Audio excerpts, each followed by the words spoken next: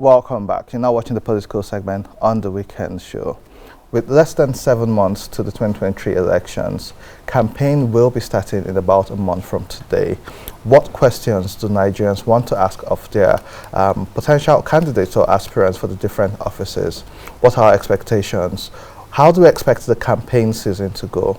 Who is talking about unifying Nigeria and peace in the country? Who is talking about dignity of labor? We'll be talking about that and more on the political segment today. And joining us we have Lami Apijoye. Your guests, thank you from guests to hosts. So yeah. Yes. Yeah. So who are our guests for today? So we have Prince Kennedy Chigozie, Deputy National Secretary of Labour Party. Welcome to the Weekend Show.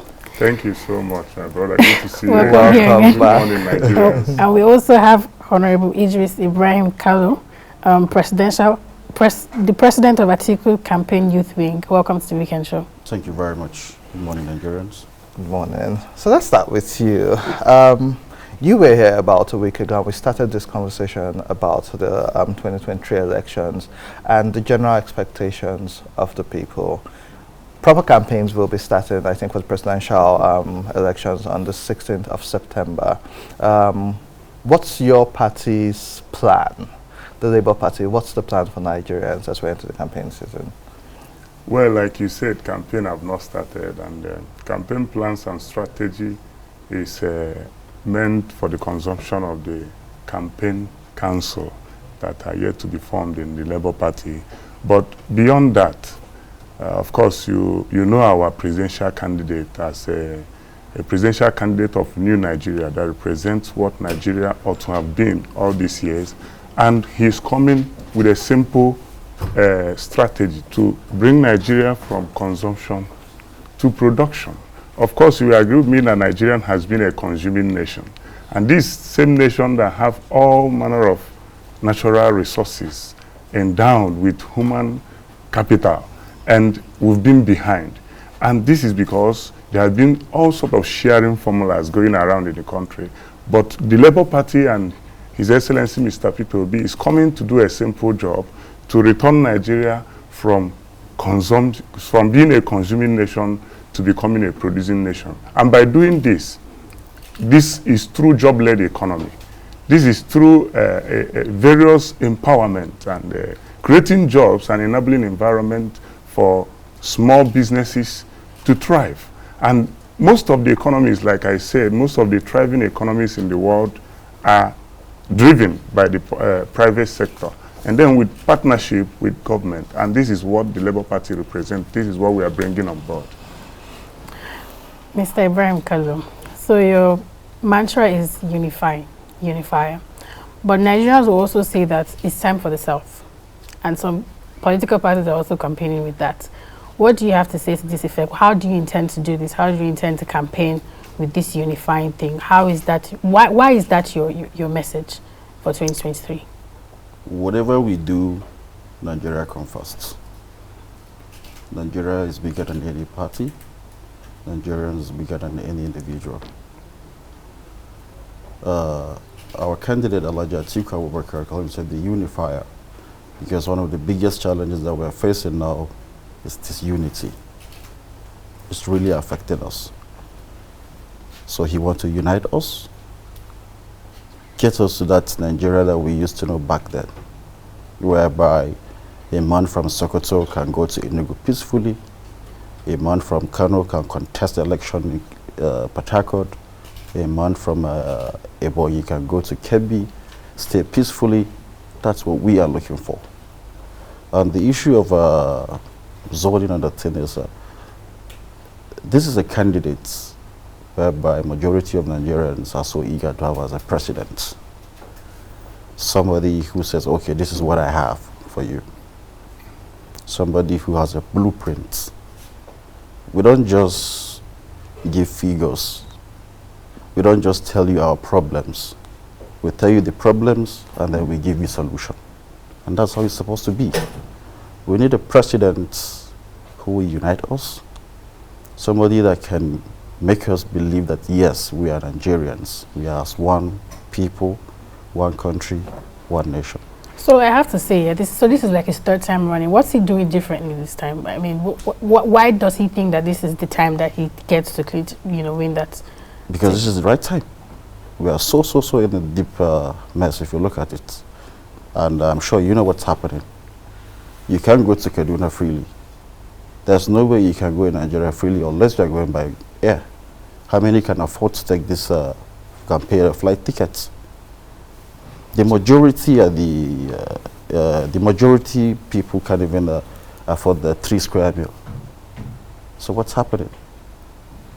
Honorable Idris, at the recently concluded annual general conference of the Nigerian Bar Association, both Mr. Peter Obi and Alhaji Atiku Abubakar complained about the size of government, and he spoke on restructuring and that the size of government is too big. How does your candidate and your party intend to deal with the cost of running the government vis-a-vis the unemployment rate and creating more opportunities for Nigerians? First of all, we need a president who's knowledgeable, competent, who has the experience. You don't just be a governor and the next thing you think you can be a president. But this has happened before. Yeah, it has happened before, and then where does it land us? So we're on a moving trend. You see, when Peter Obi speaks in that time, I was there, Peter Obi will tell you the problems, but he will not highlight the solutions. If you ask me, okay, this cup is not good, you need to give me an option. Okay, this is better. So that begs my question: how does your party and your candidate intend to implement this, reducing the cost of running governance when we have a rising level of unemployment? What does he plan to do? That's why when Atiku speaks, he'll give you the problem and then the solution. And then he keep mentioning, you have to create a business atmosphere. This is a well-successful businessman who's running a business with thousands of people, whose business have never gone for a strike. There's no any delay on the payment of salaries. You need to create business atmosphere. There are so many Nigerians who are very good at business, but they have no capital. The business atmosphere is not there. This is what you need to do. When you do so, there are many people, even people working from the government sector, will even like, okay, let me just go back to the business sector because it pays more well. And then, so when you have all those things, all this cost of government will surely reduce. Mr. Prince, do you have a rebuttal to what he said about figures, numbers, and creating solutions, and not just talking about the problems, but also creating solutions? What do you think that your candidate is doing about that? My response is simple and straightforward. Nigerians are there. Nigerians have been there, and because democracy is for the people, is of the people, and by the people. And since independence, or let's say since democracy returned to Nigeria, his presidential candidate has been there. Of course, we've not been divided this much in Nigeria over the years. Nigerian is divided across ethnic lines, across religious lines. This same Alhaji Atiku Abubakar, I respect him, he's a good man, he's a Nigerian like me, is part of the movement that brought this government to power. I am not against anybody's aspiration, but His Excellency Alhaji Atiku Abubakar, out of the aspiration to be a president of Nigeria, introduced this thing called APC happening to Nigerians that have brought all manner of suffering to Nigerians. He said, you can't travel to Kaduna from Abuja either by rail, either by road, either by air. They've been attacked. People have been attacked trying to access Kaduna. And we have the presence of military. Most military headquarters and activities are domiciled in Kaduna State. So there's a compromise somewhere. So my only response is this: Nigerians will respond to Alhaji Atiku Abubakar. Nigerians will respond to APC in the 2023 general election. So I have a question for you. Rightly so, we've heard your candidate reel out numbers and the problems. And on the show last week, you spoke about how we have a high debt profile because this government keeps on borrowing. Now, to have a producing economy, you need certain things to work, such as the refinery. You need infrastructure. Nigeria is broke right now. If your candidate is not going to be borrowing, how does he intend to raise money to fix the infrastructure, which will lead to Nigeria being able to produce within 4 years? Very excellent question. Nigeria has been borrowing to share all these years. Peter Obi never said that borrowing is terrible. He's an economist. I'm an economist. I understand what borrowing is all about. And every economy, every country must partner, must borrow, must do some international transactions. This is what makes it a government. But the difference between Nigeria's type of borrowing is that over the years, we borrow to buy cars to Niger Republic. We borrow to invest in other countries. We borrow to equip our military to go and fight in Liberia and all these countries. Why is our refineries not working in Nigeria? Why? We even borrow to import petrol that we have here in abundance. So we are coming, His Excellency Mr. Peter Obi is coming to do simple things like, if you help me, the industries have to work, refineries have to come back to existence. So if eventually he borrows, he's borrowing to invest in Nigeria. He's borrowing to bring back our refineries, to bring back our industries, the cocoa, the granite pyramids in the north, and the palm oil in the south. All these things, cocoa, all of them have to come back, because the vast land we have in the north is enough for every country to succeed. That's the truth. It's enough for every country to succeed. So my presidential candidate, Mr. Peter Obi, is coming with a clear strategy through job-led economy to move students back to school. Let the lecturers be in school and students are in school. Let the workers be paid minimum wage. These are the same people that has been there over these years. Since 1999, Alhaji Atiku Abubakar has been there. What has he done differently?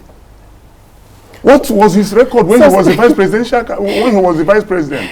And now 2023 is coming, he has left the same APC and come back to the same PDP that he formed. To me, they are best of the same feather, and Nigerians are saying no. So speaking of ASU strike, I was going to ask you, what is Alhaji Abubakar's position on the ASU strike, and how will this no longer become an anomaly in Nigeria, where every other year students are going on strike, yet they're cutting off years of their education and higher education? What is Alhaji Abubakar's plan, ensuring that it puts an end to this ASU strike and even general strike in the labor union?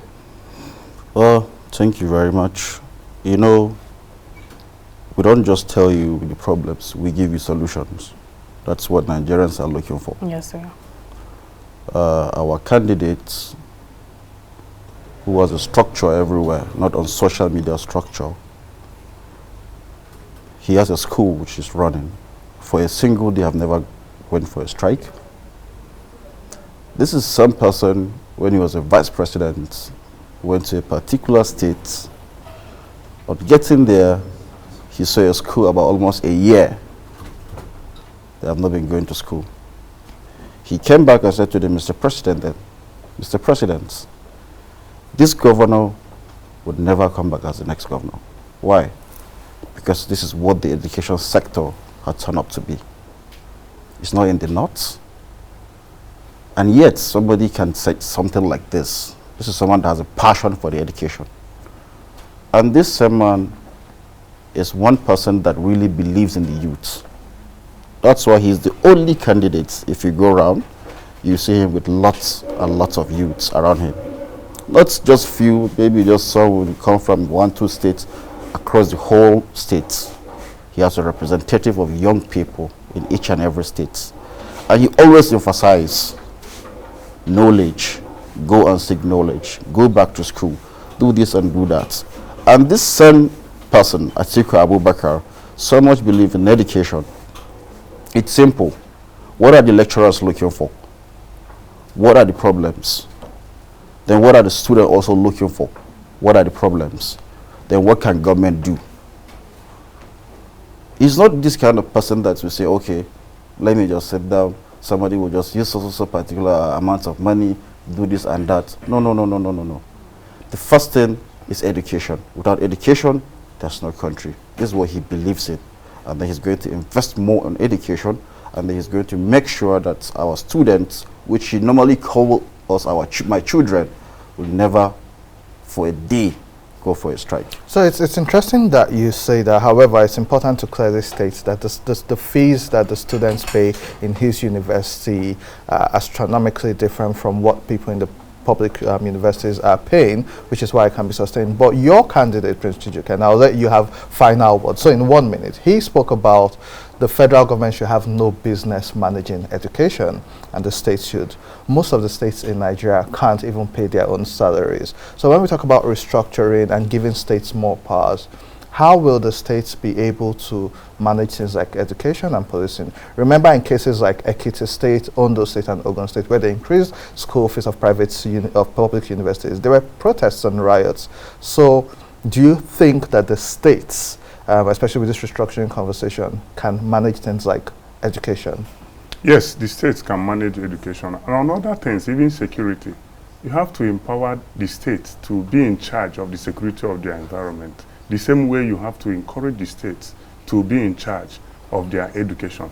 Those days, we used to have unity schools owned by churches and some mosques. They have public institutions that are owned by them. Why are our leaders separating us from what they enjoyed? They enjoyed scholarships. They enjoy good education. You ask a good question. What about the price of these people paying to attend Alhaji Atiku University in Adamawa? How much do they pay? So our governments have used, past leaders have used every opportunity they have to lead Nigeria to push away Nigerians from Nigeria. So what they do is to create an empire for themselves, build these universities and take the price high, and now there's no middle class in Nigeria. Middle class cannot afford that university. It's either you are high class or you are low class. And those low class has been at home for the past 7 months. They have been at home. While my brother here is boasting that school has not been on strike.